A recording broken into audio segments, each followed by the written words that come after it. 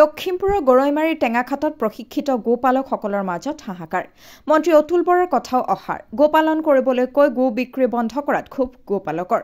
লখিমপুৰৰ গৰৈমাৰীৰ টেঙাখাটৰ নিবাসী সাগৰ আলীয়ে প্ৰশিক্ষণ গ্ৰহণ কৰি ঋণ লৈ ৩০টাতকৈ অধিক গোধন পালন কৰি এতিয়া পৰিছে বিপদত।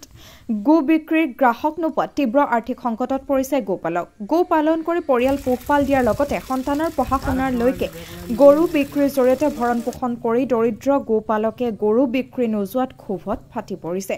শেহতীয়াকৈ ৰাজ্যৰ মুখ্যমন্ত্ৰী ডঃ হিমন্ত বিশ্ব শৰ্মাই গো মাংস নিষিদ্ধ ঘোষণা কৰাৰ পিছতেই গোপালকসকলৰ মাজত এতিয়া ব্যাপক প্ৰভাৱ পৰিছে। গোপালকসকলে অতি শীঘ্ৰে গো মাংস নিষিদ্ধ উঠাই দিবলৈ মুখ্যমন্ত্ৰীক আহ্বান জনাইছে।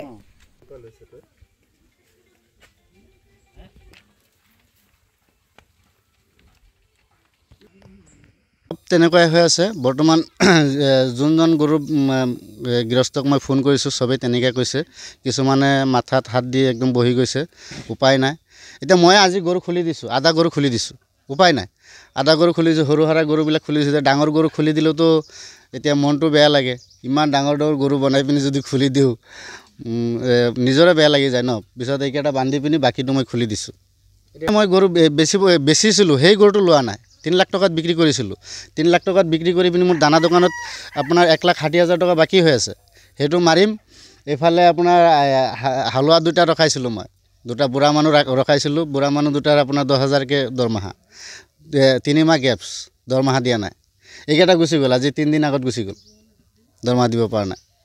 মই এনেকুৱা সংকটজনক মই অৱস্থাতহে আছোঁ, এতিয়া উপায় নাই।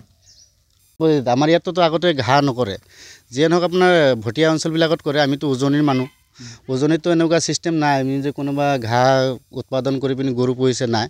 মই ইয়াত দেখা মতে মই প্ৰথম নেকি। তাকে এতিয়া মই ঘাঁহ লগাইছোঁ, ইয়াত আছে মোৰ 4 বিঘা। মই বেলেগ এক জেগাতো 2 বিঘা লগাইছোঁ গৰুৰ কাৰণে। এনেকৈ মাজে মাজে এটা দুটাকৈ গৰু মই বিক্ৰী কৰি কৰি এইবিলাক চলি আহিছিলোঁ। কিন্তু এতিয়াতো মোৰ কোনো ৰাস্তাই নাই। আপোনাৰ এইকেইটা মেচিউৰিটি হৈ আছে। চাওক, আন মানুহতকৈ গৰু মোৰ অলপ ভাল আছে। কাৰণ মই ক্ষীণমিন গৰুবিলাক কিনি আনিছিলোঁ, আনি পিনি ইমান ধুনীয়াকৈ বনাইছোঁ। কিন্তু এতিয়া বেপাৰী লোৱা নাই। মই মাজতে 3 লাখ টকাত এইকেইটা গৰু বিক্ৰী কৰিছিলোঁ, কিন্তু বেপাৰী এতিয়া নলয় মানে আপোনাৰ বিক্ৰীয়ে নাই। কেনেকৈ ল'ব বেপাৰীয়ে? তাকে অনুৰোধ কৰিছোঁ যাতে আহ্বান জনাইছোঁ যাতে বজাৰটো খুলি দিয়ে। খুলি দিলে যাতে আমি পুনৰাই আকৌ সেই বস্তুবিলাক আগবাঢ়িব পাৰোঁ। CM ছাৰক বাৰম্বাৰ অনুৰোধ কৰিছোঁ যাতে আমাৰ বজাৰটো খুলি দিয়ে, গৰু বজাৰটো খুলি দিয়ে। মানে মই আগতে এনেই সৰু সুৰা দোকান এটা কৰিছিলোঁ।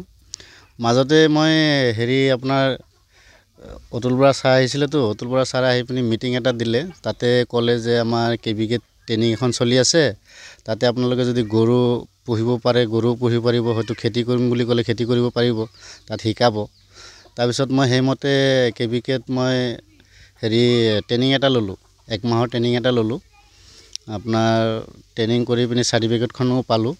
পোৱাৰ পিছত মই ঘৰত আহি পিনি কল্পনাটো কৰিলোঁ এনেকৈ যে মই গৰু পুহিলে ভাল হ'ব। আৰু সেইমতে গৰু মই কিনিছোঁ। আপোনাৰ প্ৰথমত কেইটামান কিনিছিলোঁ, কিন্তু আৰু পুহিবলৈ মন যায়। পিছত লোন ল'লোঁ এটা মই এনেই চৰকাৰী বেংকত বিচাৰিলোঁ, নাপালোঁ। পিছত বন্ধনৰ পৰা মই 15 লাখ টকা লোন এটা ল'লোঁ। লোৱাৰ পিছত মই 30টা গৰু কিনিলোঁ। আগৰো কেইটামান আছে, 6-7টামান আছে। তাৰপিছত এতিয়া গৰুটো মই পুহি আছোঁ। 2টা কৰ্মচাৰীও ৰাখিছিলোঁ। ইতিমধ্যে কৰ্মচাৰী 2টা মোৰ গুচি গ'ল। সেইকাৰণতে গুচি গ'ল। মই মানে মাজে মাজে গৰু এটা দুটাকৈ বিক্ৰী কৰি পিনি দানা কিনো, হয়তো কৰ্মচাৰীবিলাকৰ দৰমহাও দিওঁ। কিন্তু এতিয়া এনেকুৱা হৈ গৈছে, মই গৰু বন্দবস্ত কৰি থৈছোঁ, বেপাৰী গৰু নল'লেগৈ। এতিয়া লোৱা নাই। এতিয়া শুনিছোঁ আমাৰ CM ছাৰে নেকি গৰু নিষিদ্ধ কৰি আছে। এতিয়া হোটেলবিলাকত মাংস চলা নাই, সেইকাৰণে বেপাৰীও গৰু লোৱা নাই। তাকে এতিয়া মই CM ছাৰক অনুৰোধ কৰিছোঁ যাতে আমাৰ বস্তুবিলাক সাল সলনি কৰি খুলি দিয়ে, যেনে তেনে খুলি দিলে আমি ভাল পাওঁ। নহ'লেতো আমি মৰিব লাগিব। এতিয়া চাওক, 15 লাখ টকা মই লোন লৈছোঁ। মোৰ মাহত EMI আছে আপোনাৰ 35,000 টকাকৈ। EMI ভৰিব লাগে। ইফালে হালোৱা দৰমহা আপোনাৰ 10,000কৈ, 2টাত 20,000 টকা। মই এই গৰু দানা আছে। ইফালে মোৰ দানাত 1500-1600 টকা একদিনত বিল উঠে। যিয়ে মই বিজ্ঞান পদ্ধতিত গৰুটো পুহিছিলোঁ। যেনে আপোনাৰ খুলি দিলেতো ইমান খৰচ নহয়। মই বিজ্ঞান পদ্ধতিত যেনেকৈ আমাক ছাৰবিলাকে শিকাইছিলে যে এনেকৈ আপোনালোকে পোহক, যদি আপোনালোকে 10 টকা খৰচ কৰে 15 টকা নিশ্চয় পাব সেইমতে আমি 10 টকা খৰচ কৰি 15 টকাটো বাদ এতিয়া মূলধনে যাব যেন পাই আছোঁ তাকে আমি CM ছাৰক অনুৰোধ কৰিছোঁ যাতে আমাৰ এই বস্তুবিলাক উঠাই লয় লৈ পিনি পুনৰাই আগৰ নিচিনাকৈ কৰি দিয়ে আমি যাতে